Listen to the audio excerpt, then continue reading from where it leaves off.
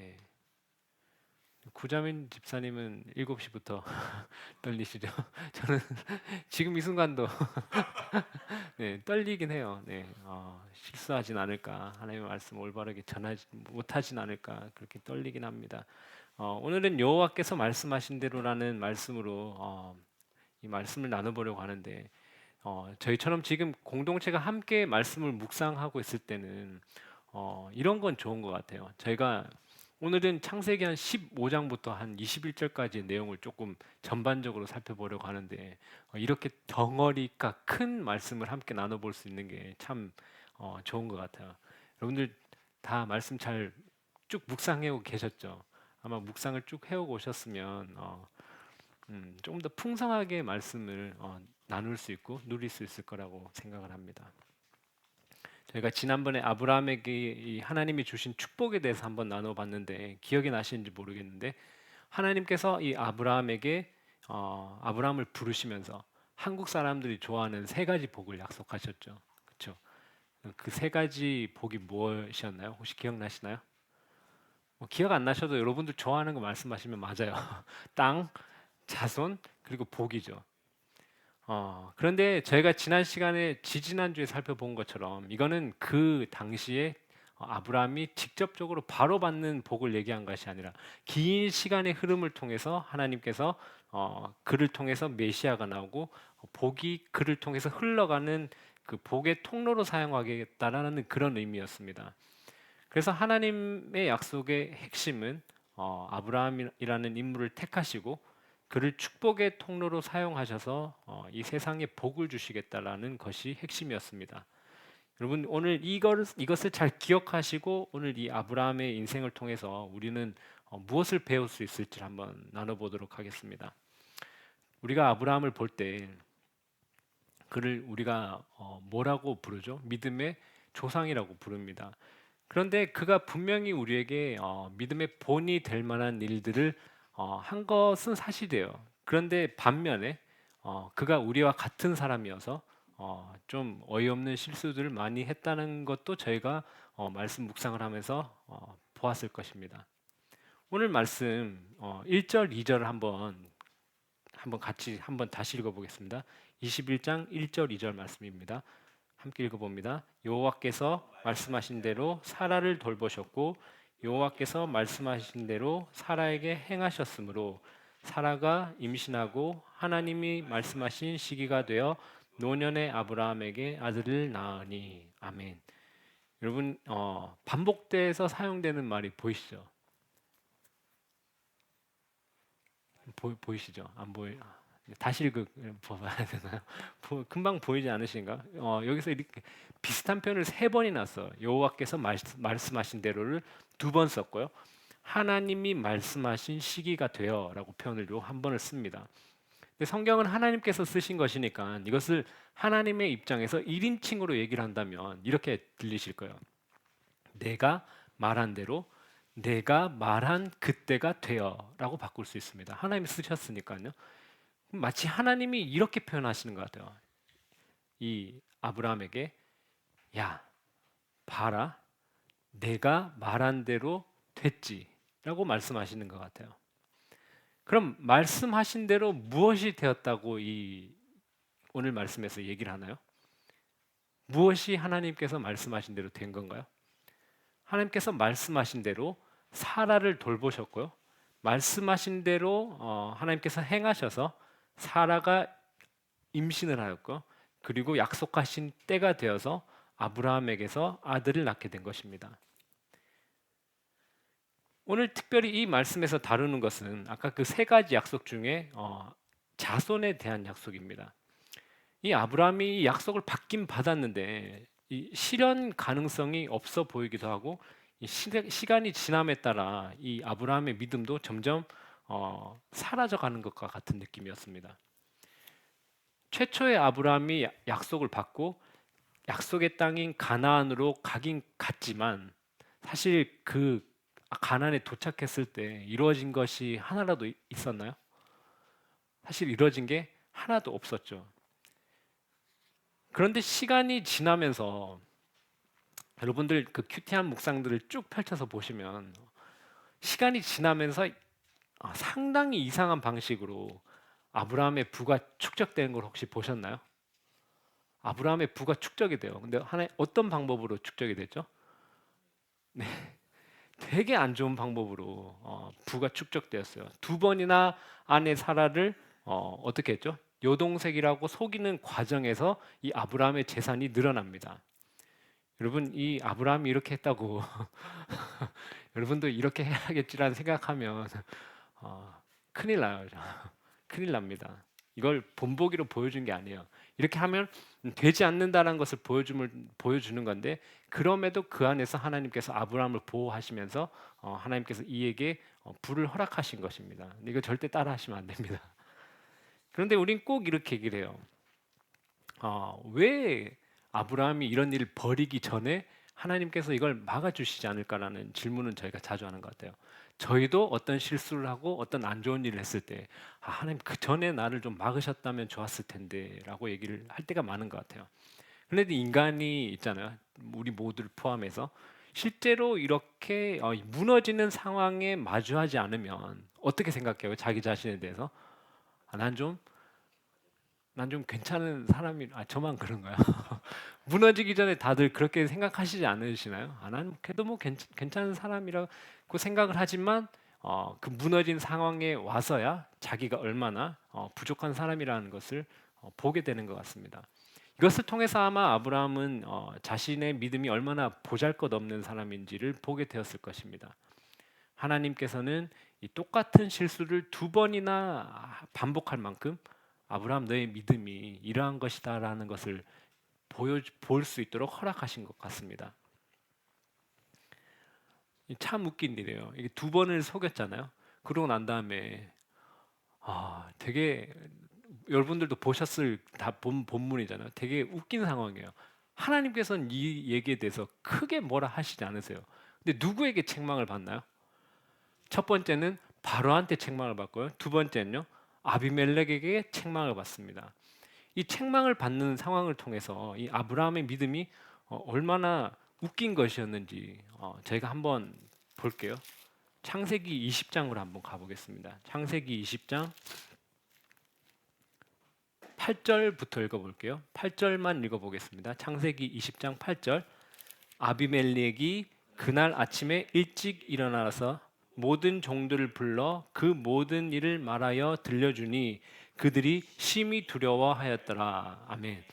아비멜렉이 이 일이 속았다는 걸 하나님께서 보여주시고 난 다음에 어떻게 한 거죠? 이 사실을 종들에게 알렸더니 이 사람들이 전부 어떻게 됐어요? 뭐라고 하죠? 심히 두려워하였더라라고 기록을 해요. 그런데 아브라함은 아비멜렉이 물었죠. 왜 나한테 이런 속임수를 썼는가? 이렇게 물었더니 아브라함이 11절에 이렇게 대답합니다. 11절도 함께 읽어볼까요? 아브라함이 이르되 이곳에서는 하나님을 두려워함이 없으니 내 아내로 말미암아 사람들이 나를 죽일까 생각했습니다. 아멘. 누가 두려워하지 않는 건가요? 하나님을? 아브라함이 두려워하지 않고 있고요. 아비멜렉과 그의 사람들은 하나님을 두려워하고 있어요. 그러니까 이 책망을 듣고 아브라함은 전 상당히 찔렸을 것 같아요. 이 사람 나는 이 사람들이 두려워서 나는 거짓말을 했는데 이 사람들은 정말 하나님을 두려워하고 오히려 내가 하나님을 두려워하지 않는 것 같구나라고 아마 마음이 상당히 찔렸을 것 같습니다. 어쨌든 이렇게 상당히 이상한 방법이긴 한데 아브라함 자신이 느끼기로는 그래도 하나님께서 약속하신 이 복은 내가 좀 받고 있는 건가? 라는 생각이 들었을 것 같아요. 이 이상한 방법을 통해서 어쨌든 자기의 부가 축적되고 있었으니까요. 그런데 아브라함이 생각하기로는 그래, 나 좀 이상한 방법이긴 했어. 그런데 부가 축적되긴 하는 것 같은데 그럼 하나님께서 약속하신 나머지 두 가지는 자손과 땅은 어떻게 되는 거지? 여기에 대한 아마 의심을 하고 있었던 것 같습니다. 그래서 하나님께서 아브라함에게 찾아오셔서 15장에 찾아오시는데요. 2절을 제가 한번 읽어드릴게요. 아브라함이 이르되 주 여호와여 무엇을 내게 주시려 하나이까? 나는 자식이 없사오니 나의 상속자는 이 다메섹 사람 엘리에셀이니이다. 이렇게 얘기를 했습니다. 하나님 분명히 이렇게 얘기를 한 지금 아브라함이 하나님께 이렇게 묻고 있는 거예요. 하나님 지난번에 땅도 주시기로 하고 자손도 주시기로 하고 복도 주시기로 하고 복은 제가 조금 받고 있는 것 같은데 하나님 자녀는 어떻게 한 거죠? 하나님 저한테 자녀를 주시겠다고 하신 그 약속을 지금 기억하고 계신 거죠? 라고 이렇게 얘기를 하는 것 같아요. 대한 하나님의 답변은 4절에 나오는데요. 제가 읽어보겠습니다. 그에게 임하여 이르시되 그 사람이 내 상속자가 아니라 내 몸에서 날 자가 내 상속자가 되리라 하시고 하나님께서 다시 확답을 주셨어요. 종 엘리에셀이 네 후손이 되는 것이 자손이 되는 것이 아니라 내가 반드시 너를 통해서 나오는 자손을 주겠다라고 확답해 주셨어요. 그리고 나머지 하나가 또 남았죠. 땅입니다. 땅에 대한 걸 또 아브라함이 이렇게 질문합니다. 8절입니다. 그가 이르되 주 여호와여 내가 이 땅을 소유로 받을 것을 무엇으로 알리일까? 이제 마지막 질문이었죠. 그러니까 땅은 그러니까 자손은 알겠습니다. 하나님 다시 한 번 더 확인해 주셨으니 오케이. 자손은 됐고요. 그럼 땅은요? 이 땅 언제 저에게 주실 건가요? 이렇게 질문한 겁니다. 그런데 여기에 대한 답변은 이 당시 문화를 통해서 하나님께서 답변을 해주시는데 하나님께서는 전혀 그럴 이유가 필요가 없으셨는데 하나님께서 아브라함에게 믿음을 더해 주시기 위해서 이 당시에 조약 체결 방식으로 하나님께서 약속을 이행하실 것이라는 것을 의지를 보여주셨습니다. 하나님께서 인간과 이런 조약을 체결한다는 것은 사실 말이 되지 않는 일입니다. 여러분 아마 아실 거예요. 이 체결이 어떻게 된 거죠? 죽은 동물을 쪼개서 나눠놓고 이렇게 지나가면 이 약속을 어긴 사람은 어떻게 된다는 의미죠? 죽음이에요, 죽음. 그런데 특이한 것은 원래는 이 조약을 할 때 나랑 이 조약을 맺는 사람이 같이 걸어가잖아요. 근데 아브라함은 걸어가지 않아요. 하나님께서 단독적으로 횃불 가운데 걸어가시면서 어떤 의지를 보여주셨죠? 너는 모르겠지만 나는 하나님께서 생명을 거신다는 의미인 거잖아요. 나는 이 생명을 걸고서라도 나는 반드시 한 약속을 지키겠다라는 하나님의 의지를 보여주셨습니다. 이렇게까지 했으면 이제 좀 믿어야 될 것 같잖아요. 그런데 어떤가요? 아브라함이 또 굳건하게 믿었나요? 믿지 않았죠. 아들이 생기지 않으니까 어떻게 했나요? 여종 하갈을 통해서 누구를 얻었죠? 이스마엘을 얻었습니다. 저희가 많이 양보해서요. 하나님께서 아까 15장 4절에 뭐라고 말씀하셨냐면 아브라함에게 말씀하셨어요. 아브라함에게 너에게서 날 자가 내 자손이 될 것이다라고 얘기를 했었으니까 그래 오케이. 아브라함에게 말씀하셨으니까 꼭 사라는 아니어도 되겠네 라고 생각을 해서 저희가 양보를 했다고 쳐봐요. 양보를 했다고 칩시다. 그래서 이스마엘을 얻었다고 일단 봐주고 한번 넘어가 볼게요. 그리고 난 다음에 그에게 이제 13년 후인 아브라함이 99세가 될 때 다시 나타나세요. 그때는 뭐라고 말씀하시죠? 그때는 이스마엘이 아니야. 이스마엘이 아니고 이 사라를 통해서 너와 사라를 통해서 자손을 주겠다고 하나님 약속을 하셨습니다.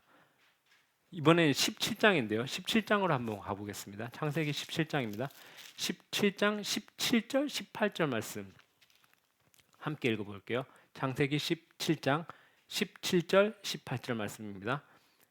아브라함이 엎드려 웃으며 마음속으로 이르되 100세 된 사람이 어찌 자식을 낳을까? 사라는 90. 아브라함이 이에 하나님께 아뢰되 이스마엘이나 하나님 앞에 살기를 원하나이다. 아멘. 다시 나타나셔서 하나님 또 다시 얘기를 하세요. 뭐라고요? 이 이스마엘 아니고 너와 사라를 통해서 너의 자녀를 이어나가겠다 이렇게 얘기를 했는데 이때는 아마 포기를 한 것 같아요. 아브라함이 이 이스마엘이 하나님께서 주신 나의 자손이구나라고 생각을 하고 굳혔던 것 같습니다. 여기서 또 끝난 게 아니에요. 한 번 또 나와요. 또 나오는데 얼마 후에 아브라함을 찾아가셔서 다시 이삭을 주실 것을 약속하셨습니다. 그것을 사라가 장막문에서 들었어요. 사라는 또 어떻게 했죠? 18장 12절입니다. 18장 12절. 사라가 속으로 웃고 이르되 내가 노쇠하였고 내 주인도 늙었으니 내게 무슨 즐거움이 있으리요. 아멘. 이렇게 얘기를 했습니다. 또 찾아가서 확인해주고 또 찾아가서 확인해줬는데도 둘 다 반응이 뭐였죠? 웃었어요. 웃었습니다. 이건 기뻐서 웃는 게 아닌 거 아시죠? 웃었습니다. 그런데 이게 저희가 조금 이해할 만도 해요. 그렇지 않나요? 이 사람들 나이가 지금 아브라함이 99세고 사라가 89세인데 이들이 이제 자녀를 가진다는 것은 불가능에 가까웠다고 저희가 생각을 할 수 있을 법도 하잖아요. 그리고 이제 최초에 하나님께서 부르셨을 때에 아브라함이 몇 세였죠? 75세였습니다. 75세였는데 지금 25년 가까이가 지났죠. 그러니까 기다려도 주시지 않고 있다가 자신의 방식대로 이스마엘이 태어나서 이스마엘이 이 자손인가 보다라고 생각하고 있을 때 또 찾아오셔서 99세 아니다 준다고 얘기했었으니까 25년을 기다렸으니까 우리 같았어도 지칠 만도 하잖아요. 하나님께서 약속하셨는데 그런데 하나님께서는 이 일부러 이렇게 오랫동안 허락하지 않으신 것 같아요. 왜냐하면 하나님께서는 아브라함이 이 약속이 이루어질 수도 있겠다라는 가능성이 완전히 없어졌을 때까지 하나님께서 시간을 두시고 끄셨다가 이게 이제 완전히 사람의 힘과 어떤 사람의 능력으로는 불가능하다고 생각되는 그 타이밍에 하나님께서 나는 반드시 약속을 지키시는 전능한 하나님이시다라는 것을 보여주려고 이렇게 이때까지 오신 것 같아요. 만약에 75세 때라고 해도 좀 힘든 거잖아요.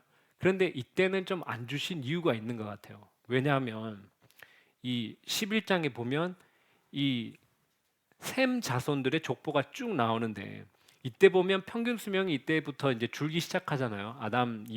노아 이후로부터. 그런데 이 아브라함의 아버지 데라가 언제 아브라함을 낳았냐면 몇 세 때 낳았냐면 70세 때 낳았습니다. 그러니까 요거 때문에 아마 75세 때 바로 안 주셨던 것 같긴 해요. 왜냐하면 70대 때 본인의 아버지인 데라가 70살에 그래도 아이를 낳았으니까 75세? 그럼 가능할 수도 있겠는데 힘들지만 가능할 수도 있을 텐데라고 생각을 했을 것 같아요. 그런데 이제 99세가 되었을 때는 이제 이런 생각을 전혀 할 수가 없잖아요. 이때가 되면 하나님께서 하시지 않으시면 절대 되지 않는다라는 마음이 생겼을 것입니다. 그때 하나님께서 다시 찾아오셨죠.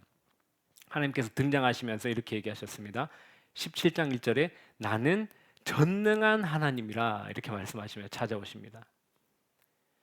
그렇게 하나님께서 아브라함에게 나타나셔서 이 불신하는 이 부부에게 서로를 부를 때마다 상당한 찔림이 있게끔 하나님께서 하시는 일이 있는데 그게 무엇이었냐면 이들의 이름을 바꿉니다. 부를 때마다 되게 민망했을 것 같아요. 원래 이름이 아브람이었잖아요. 이제 99세 때 일어난 일이에요. 아브람이 뭐로 바뀌죠? 아브라함. 아브라함의 뜻이 뭐죠? 많은 사람의 아버지. 사레에서 사라로 바뀌죠. 이 사라의 이름의 뜻은 무엇인가요? 열국의 어머니입니다. 그러니까 이 기간이 상당히 어색한 기간이 있었을 거라고 생각하는데 이때 99세 때 찾아오셔서 아브라함에게 말씀하셨죠. 내년 이맘때에 그러니까 어느 정도 뒤에 이야기죠. 1년 정도 뒤에 내가 아이를 가지리라라고 얘기했었으니까 지금 계산하셔야 돼요. 12개월이라고 할게요. 그러니까 이제 뭐 정확하진 않을 수 있지만 12개월 후에 어쨌든 아이를 가진다는 거잖아요. 그러면 임신은 언제 할까요? 2개월 후에 하겠죠. 근데 임신한다고 바로 밝혀지지는 않잖아요, 그죠? 어느 정도 때 발견되나요? 네, 한 두 달이라고 칠게요. 그러면 한 4개월 정도는 아이를 가졌다는 것을 인식 못할 때잖아요. 그 아이를 가졌다는 걸 인식하지 못하는 4개월 동안 서로에게 뭐라고 불러야 되나요? 많은 사람의 많은 사람의 아버지, 열국의 어머니 이렇게 불렀어야 됐어요. 그러니까 되게 하나님께서 이 되게 아이러니하면서도 웃기는 상황을 주신 것 같아요. 99세고 계속해서 나는 못 믿고 있고 나는 하나님 말씀하신 것에 대해서 웃었는데 서로에게 뭐라고 불러야 되냐면 열국의 아버지, 많은 자손의 어머니 뭐 이런 식으로 불렀어야 됐습니다. 아마 하나님께서는 이 아브라함과 사라의 마음속 깊은 곳에 있는 하나님의 전능하심과 하나님께서 약속을 반드시 지키시는 신실하신 분이시라는 것을 믿지 못하는 마음을 끄집어내셔서 완전하게 하나님을 믿는 믿음 가운데로 들어오게 하시려고 하나님께서 이 25년이라는 시간을 보내신 것 같습니다. 그러니까 오늘 말씀에 보면 왜 하나님께서 이렇게 말씀하셨는지 이제 조금 이유가 될 것 같아요. 이해가 될 것 같은데 하나님께서 뭐라고 말씀하셨죠? 내가 말한 대로, 내가 말한 그때가 되어 이렇게 강조하셨습니다. 여러분 우리의 인생이 이와 별반 다르지 않은 것 같습니다. 우리는 어떤가요? 상황이 조금만 내가 생각하는 것과 다른 방향으로 흘러갈 때 우리는 하나님을 의심하는 것 같습니다. 내가 원했던 것대로 가지 않을 때 하나님의 약속을 믿지 못하는 것 같습니다. 우리는 오늘 여기서 우리의 불신앙을 어떻게 대처하는지에 대해서 배울 수 있는 것 같습니다. 우리 각각 사람들마다 마음속에 불신앙이 있는 것 같아요. 하나님을 잘 믿지 못하는 그 부분들이 있는 것 같아요. 그 사람들마다 다 다른 것 같아요. 여러분들 마음속에 어떠한 것이 있는지 저는 알 수 없어요. 저는 제 마음에 어떤 것들인지 저는 알겠죠. 여러분들 각자가 다 아실 거예요. 내가 이런 부분에 올 때마다 내가 하나님을 잘 신뢰하지 못하는 것 같다. 내가 하나님을 잘 믿지 못하는 것 같다. 그런 부분들이 다 있을 거라고 저는 생각을 합니다. 그런데 이게 되게 약간은 웃긴 것은 무엇이냐면 제가 비교적 큰 하나님의 뜻들에 대한 이 불신앙은 잘 하지 않는 것 같아요. 예를 들어 내가 예수님을 믿고 구원을 받은 것 이런 거에 대한 건 큰 의심을 하잖아요. 또 다시 예수님이 오신다는 것 여러분들 크게 의심하지 않으시잖아요. 그죠? 그리고 하나님께서 오시면 다시 심판을 하신다는 것 이런 이 되게 큼지막한 것들에 대한 그런 의심은 잘 하지 않는 것 같아요. 그런데 이거는 아마 지금 내가 땅에 이 발을 붙이고 살고 있는 것과는 크게 연관이 없는 것 같아서 그러는 것 같아요. 그런데 우리가 당장 내가 먹고 사는 것들에 대한 것들, 이러한 것들은 어떤가요? 끊임없이 의심하고 염려하고 그러는 것 같아요. 어떤 사람들은 이제 이런 불경기가 됐는데 이제 은퇴하면 이제 어떻게 해야 되나 라고 걱정하면서 그 하나님의 공급하심을 의심하는 분들도 있고요. 또 어떤 사람들은 일이 잘 풀리지 않아서 하나님의 인도하심과 하나님의 사랑을 의심하는 분들도 있고요. 어떤 사람은 일용할 양식이 한 번도 끊이지 않았음에도 불구하고 하나님의 은혜를 의심하는 분들도 있는 것 같아요.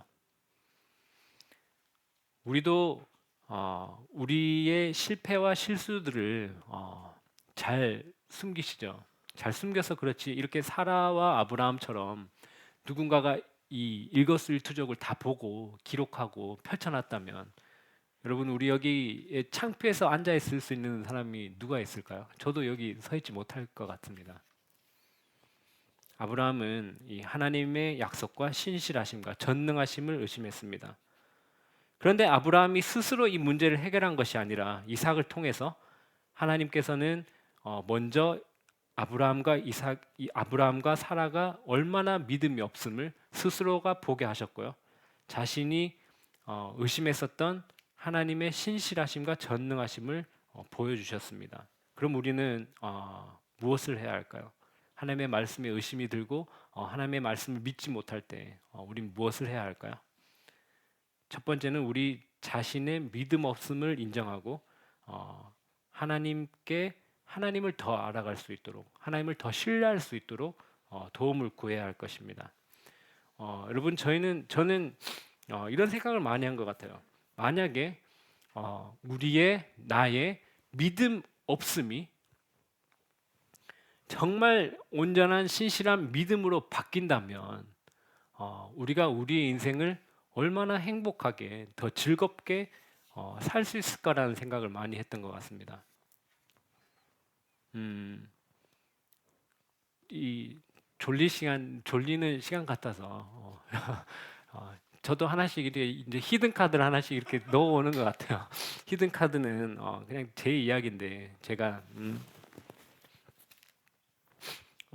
제가 미국에서 공부할 때 참 부유하게 공부한 게 아니에요. 누가 이렇게 미국 가서 공부했다 그러면 되게 부유한 사람이 전혀 그렇지 않았고 매달 힘들게 살았어요. 매달 힘들게 살면서 저희는 학교에서 매월 분납을 할 수 있게 해줬어요. 매달 분납을 하는데 이제 제 기억으로는 10일이었던 것 같아요. 10일이면 이제 그달 다음 달 학비를 내야 돼요. 그러면 한 아까 얘기하셨죠. 7시가 되면 초조해지고 저는 한 월 말이 되면 이제 초조해지기 시작해요. 이번 달은 어떻게 맺구나. 이번 달은 어떻게 하지? 그러면 딱 10일에 낼 수 있는 달도 있고 좀 지나가는 달도 있거든요. 그러면 제가 한 10일에서 14일간은 되게 시름시름해요. 되게 또 어떻게 이달 넘겨야 되나. 그런데 만약에 이게 지금 다 지났잖아요. 그래도 다 뭐 늦게 낸 적도 있고 뭐 어떻게 빵꾸 낸 적도 있지만 그래도 잘 흘러갔어요. 근데 만약에 제가 이 시점에서 그 알고 있었으면 어땠을까요? 뭐 한 9일, 10일 돼도 뭐 주겠지 뭐 하나님이 주시겠지 그냥 주실 거야. 주실 거니까 저 막 그 사무실로 막 뭐 불려가기도 했거든요. 왜 안 내냐고. 그래서 아마 그 직원분 저기 재정부 직원 제가 그쪽 사무실로 끌려가서 제가 그랬을 거예요. 그때는 뭐 저도 모르겠어요. 전 막 뭐 왜 이렇게 안 주시는지 모르겠어요. 저는 이제 그렇게 얘기를 했었어요. 거기 가서. 근데 제가 다 알았더라면 그렇게 얘기를 안 했겠죠. 조금만 기도 이렇게 신앙이 믿음이 없으시냐고 제가 오히려 그렇게 했겠죠. 기다려 하나님 반드시 주신다고 그렇게 했을 것 같은데 그때 그러지 못했어요. 진짜 그렇게 믿었었더라면 좀 한 달에 반 정도를 시름시름 알았으니까 얼마나 힘들었겠어요. 근데 다 알았었더라면 정말 기쁘게 더 행복하게 그냥 그 시간 즐길 수 있었을 것 같아요. 그러니까 저희가 이 믿음 없음이 믿음으로 진짜 바뀐다면 여러분 얼마나 훨씬 즐겁고 행복하게 살아갈 수 있을까? 저는 그렇게 많이 생각을 해요. 요즘에 좀 많이 좋아졌어요. 요즘엔 뭔가 이제 다가오면 한 3, 4일? 아직 완전 해결된 건 아니에요. 저도 완전 해결됐으면 좋겠습니다. 근데 3, 4일 정도로 많이 줄었어요. 그런데 이 아브라함의 삶을 보면 우리가 아브라함과 사라의 삶을 면밀하게 들여다보면 저희가 이들이 소유한 믿음이 엄청나기도 했지만 사실 우리와 비슷하게 이들도 넘어지고 실패하고 했다는 것들 여러분들 보시잖아요. 이런 실수투성이었는데 하나님께서는 그래도 이걸 지나고 난 다음에는 나 참 귀하다, 너 잘했다 이렇게 해주시는 것 같아요. 왜 그러냐면 이 히브리서 11장 말씀에 보면 되게 칭찬해 주세요. 이 그 속이고 이런 거 다 빼버리고 너희 믿음의 조상이 본향을 향해 달려가는 아브라함 믿음으로 이렇게 얘기하거든요. 근데 이런 것 같아요. 저희가 맨날 넘어지고 쓰러지고 하는데도 하나님께서 다시 세워주시고 다시 걸어가게 하시고 그러고는 어때요? 잘했어, 잘했어 이렇게 해주시는 것 같아요. 그래서 하나님은 이렇게 부족한 인생들을 부르시고 구원하셔서 하나님의 은혜와 능력으로 이 믿음의 사람으로 빚어가시는 것 같습니다. 여기에는 저와 여러분들도 마찬가지인 것 같습니다. 오늘 또 하나 준비를 해왔는데 진짜 저희는 거의 이런 존재인 것 같아요. 혹시 보셨는지 모르겠는데 이 휴지는 어때요? 이렇게 서 있지도 못하고 이렇게 아무것도 하지 못해요. 또 누가 와서요 여기 이렇게 쿡 찌르면 어떻게 돼요? 쿡 찌르면 이렇게 쿡, 또 누가 와서 또 시련이 생기면 이렇게 또 너무 쉽게 찢어지는 네. 저도 이런 것 같아요. 저도 이런 것 같아요. 그래서 이거를 여기다 깨지기 쉬운 fragile 그런 상태인 것 같아요. 그냥 놔둬도 이렇게 그냥 냅둬도 너무 연약해요. 근데 아까 얘기한 것처럼 이렇게 이걸 제가 이렇게 표현했거든요. 믿음의 시련이 오고 인생의 아픔이 오면 이렇게 비바람이 불면 어떻게 되죠? 이제 아까보다 더 프레자일해지지 않았나요? 근데 하나님께서 이런 상황을 허락하시는 것 같아요. 이런 상황을 왜 허락하시냐면 여기 요 프레자일 상태가 되면요, 되게 신기한 건 여기 찰싹 잘 달라붙게. 이제 더 이상 이 프레자일 하잖아요. 이제 안티 프레자일이라고 그러죠. 이제 더 이상 연약한 상태가 아니에요. 하나님 이렇게 허락하시는 것 같아요. 왜 허락하시냐면 어, 우리 그냥 있어도 연약한데 이 비바람이 불면 어때요? 더 연약해지거든요. 근데 이때 떠올리게끔 하시는 것 같아요. 이때 어디에 붙어야 되는지, 어디에 붙어야지 깨지지 않고 엔티 프레자일이 될 수 있을지를 하나님께서 보여주시는 것 같아요. 그래서 우리는 서로를 좀 인정하고 나 자신을 인정해야 되는 것 같아요. 여러분들 우리 너무 연약하잖아요.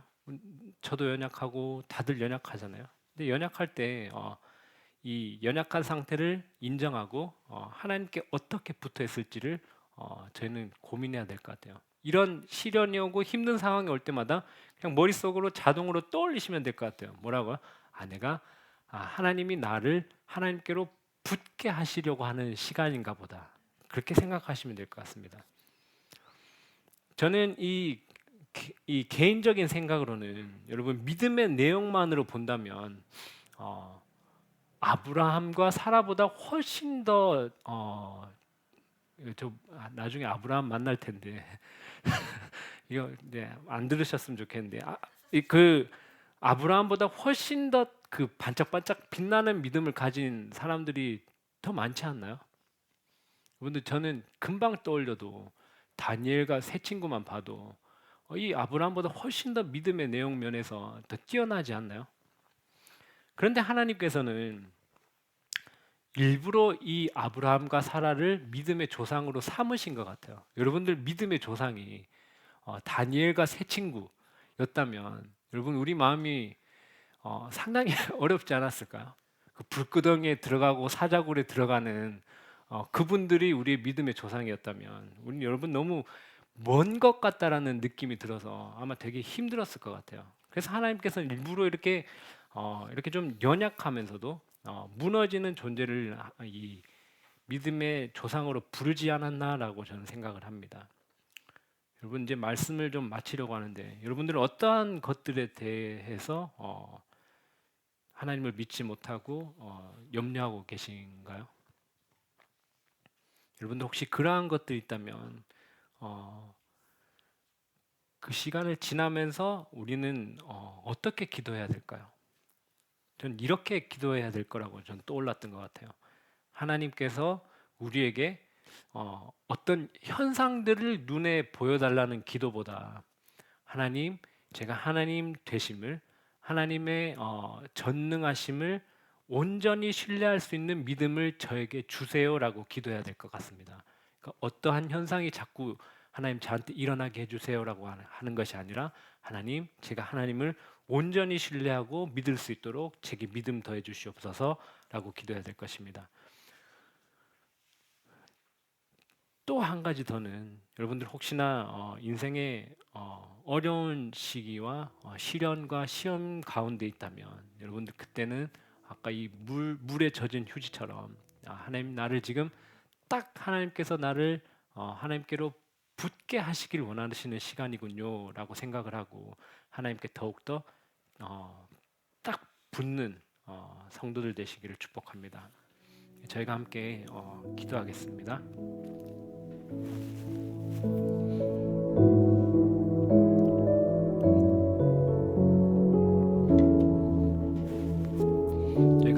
기도할 때 하나님, 저희는 연약합니다. 늘 죄의 유혹 가운데 있고 늘 상처 주고 상처받고 깨지기 쉬운 존재입니다. 하나님, 우리의 연약함을 깨닫고 늘 하나님을 의지하며 살아가는 저희가 되게 해 주시옵소서. 하나님 되심을 온전히 신뢰할 수 있는 믿음을 우리에게 부어달라고 함께 기도하며 나가시겠습니다. 주님.